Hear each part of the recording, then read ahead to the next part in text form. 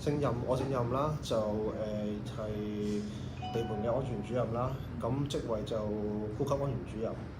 咁做安全做咗13、14年㗎啦。好後生喎，你都睇你。咁因為早做啊嘛，我廿零歲已經做緊㗎啦。咁就而家我做嘅公司就我唔開名啦，咁係一間建築公司啦，亦都係一間 main contractor 啦。咁我過往呢10幾年都係喺 main con 度做嘅。咁有啲乜嘢值得即係分享啦？咁我就講一單係隻手指受傷嘅意外啦。咁呢單意外其實唔係涉及到什麼，即係成隻手冇咗啊，或者隻手指係冇咗啊。其實件事好簡單嘅。咁當日嗰個師傅係做咩咧？佢係一個紮鐵嘅師傅。咁佢當時就係佢嘅職責本身係即係做紮鐵嘅啫。咁但係因為當時吊緊有一碼鐵，咁就有位信號員咧，就叫佢幫手扶一扶啦。咁因為其實嗰個過程係點咧？信號員係負責會碼鐵嚟到，佢會嗌對講機，就同個機手講落啲左啲右啲啦。咁佢都要揾人扶㗎，OK。咁嗰個傷者就係俾個信號員叫咗去幫佢扶嗰個碼鐵嘅人嚟㗎，OK。咁喺扶嘅途中咧，因為嗰單係一單喺海上嘅工程啊，咁我哋用一啲躉船去做吊運，咁所以咧其實會係即係買嘢唔會可以喺陸地上邊即係吊得相對咁穩嘅，係啦。咁當時佢就扶住買嘢嘅時候咧，咁嗰買嘢就突然間喐一喐啦，或者叫移位啦。咁佢扶住嗰隻手咧，就俾嗰買嘢就拱一拱，就推咗埋去一個現場嗰啲金屬通架度。咁其實唔係好嚴重嘅啫喎，個傷勢即係唔係話夾到扁晒，唔係冇呢樣嘢。咁我記得應該係夾到隻手指公嘅，OK。咁應該係 fracture，即係骨折，但係未去到話咩碎骨或者裏邊要打口釘做固定，唔係呢樣嘢嘅，係啦。咁 fracture 啦。咁但係件事個影響係咩？因為單 case 我哋要跟㗎嘛，即係佢報工傷係佢即係 under 法例 Cap 282嗰個條例，佢得到嘅保障啦。咁佢會交價紙，亦都會過嚟揾我哋，即係講翻我而家即係個傷勢係點啊。咁點解會咁深刻咧？就係夾到隻手，又亦都唔係斷肢，亦都唔係隻手指冇咗。咁可能大家都會諗，喂，碎咗，我隻手仲喺度，我好翻，咪做翻呢行咯。咁但係其實出嚟個後果原來唔係嘅喎，係乜嘢咧？夾到隻手，但係傷咗啲筋啊，係啦，係啦，咁變咗佢隻手其實如同係廢咗嘅。你望佢係啊5隻手指喺度啊，但係隻手指公已經用唔到力。咁佢當時係同我講係點樣咧？扭條毛巾都扭唔到。咁我想講嘅係咩咧？佢本身即係好，佢就個 impact 好大嘅。一件好少嘅事，其實件意外唔係好嚴重，好少嘅啫嘛，係嘛？扶買嘢夾一夾到隻手有少少 fracture， 跟住做物理治療，好翻，理應該做翻呢行，咪繼續過以前嘅生活咯。我原來唔係咯，做唔翻紮鐵，字亦都唔識多謝。你叫佢去做保安員咩？可能連張保安員證都未必考得到嗰隻啊。咁好啦，亦都咁講，當即係社會始終係現實，呢個個人睇法啦嚇。當你去見工嘅時候，可能人哋見到你身體有殘缺或者即係咁樣嘅情況，會唔會有得揀都未必會揀你？咁變咗嗰個影響係好大嘅，即係本身一個紮鐵嘅師傅，就因為一單咁少嘅意外，就令到佢原來打後嘅人生都再做唔翻呢一行。咁好啦。咁對嗰個家庭個影響係好深嘅，係唔係地盤冇一個梯台俾佢用？唔係，好荒謬㗎。其實我做咗咁多年，我唔可以講話全部地盤或者全部 main con 都係做得好好，都即係跟晒法例去行，做到100%。但係經驗講俾我聽係，即係自己過往經驗就係點咧？譬如工人做工作，咁有啲位真係用唔到工作台嘅，因為佢嘅工序就係冇可能用得到工作台嘅，因為佢一路咁樣將件嘢砌上去啊嘛，即係搭架嗰啲啊。咁佢能夠做嘅就係咩咧？就係按我哋嘅要求扣好安全帶，按我哋嘅 protocol 或者 procedure 去做啊嘛。咁呢個第一，我哋有 provide 足夠嘅安全設施啦，安全帶啊、雙尾扣啊、企腳嘅橋板啊，我哋有develop 一個 system of work 啦，係嘛？咁我哋包咗裏邊有咩咧？有 rules 啊、permit 啊、training 啊。procedure 啦、supervision 啦、點嗰啲我哋做晒。咁但係你要記住，當我哋現實就係話，我哋幾多個管理人對幾多個工人啊嘛，個比例啊。咁你可想而知，你唔可能做得到話全時段去睇住佢嘅。咁好啦，你睇住嘅時候，個工人可能就跟你要求去做。好啦，當你唔睇住嘅時候咧，其實我哋試過嘅喎，就算我自己都試過喎。阿師傅啊，喂，唔好做住，做翻好安全嘢先。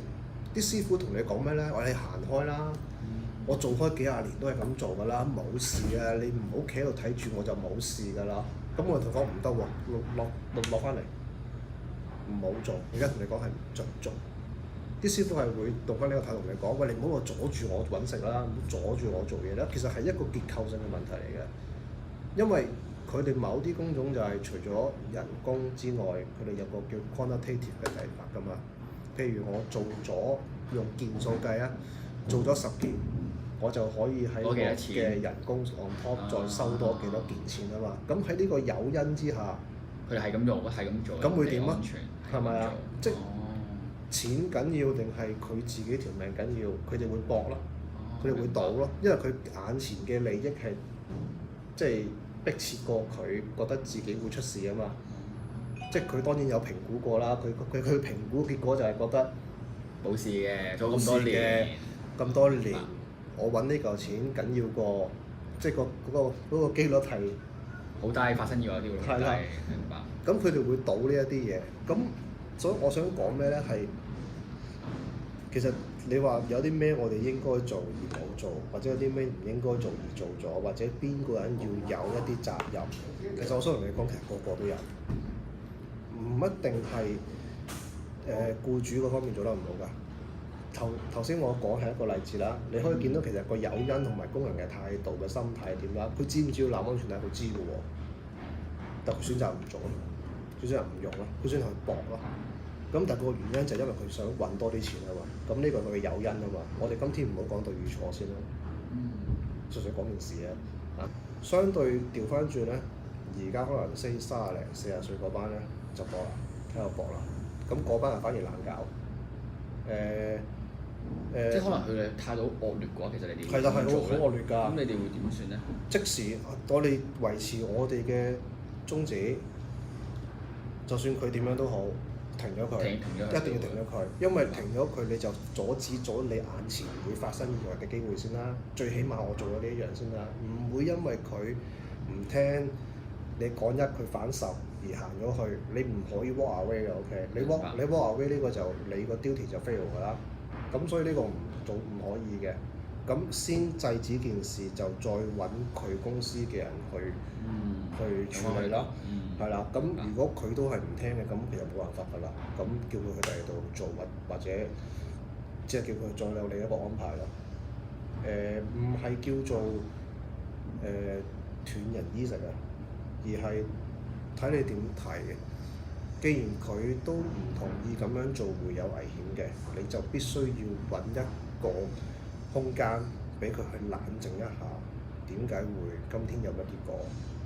原來係以前自己嘅態度或者諗法係唔啱嘅，咁我今天要糾正先可以再做得翻我嘅工作，先可以再能夠揾食。即係我哋係咁樣睇咯，而唔係話你斷人衣食。呢個行為好差，我 sorry，我唔同意嘅。